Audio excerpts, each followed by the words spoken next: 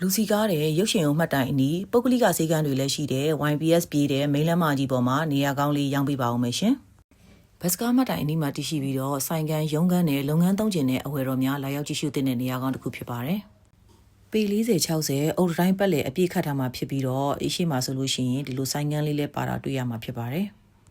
ရုံးခန်းသုံးလုပ်ငန်းသုံးကျင်တဲ့အဝယ်တော်များအတွက်ဆိုလို့ရှိရင်လည်းဒီမှာဆိုလို့ရှိရင်ပေါ့နော်ကားရက်နားမယ်နေရာလေးလည်းရှိတယ်လမ်းပခုံးသားကျဲတဲ့အတွက်အရှိမှကားရက်မယ်ဆိုရင်လည်းနေရာကောင်းကောင်းရှိပါတယ်အိမ်ရဲ့အလှည့်လေးကတော့အများကြိုက်တဲ့အရှိလှည့်လေးဖြစ်ပါတယ်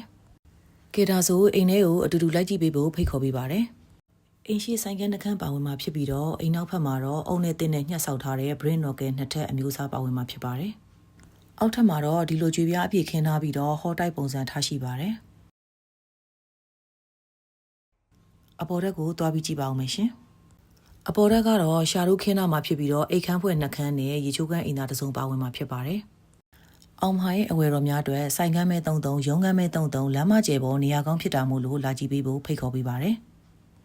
ဒါကတော့အိမ်ဘေးပတ်လေကအုတ်တိုင်းအပြည့်ဆန်းရှိတ်အပြည့်ဗလိတ်ဆူးကျိုးအပြည့်နဲ့ပစ္စည်းလေးတွေထားလို့ရတဲ့နေရာလေးဖြစ်ပါတယ်အခုမိတ်ဆက်ပြီးသွားတဲ့အိမ်လေးရဆိုလို့ရှိရင်တော့ရွှေပြည်သာမြို့နယ်အမှတ်8ရပ်ကွက်ရုပ်ရှင်အောင်မှတ်တိုင်အနီးမှာတည်ရှိတာပဲဖြစ်ပါတယ်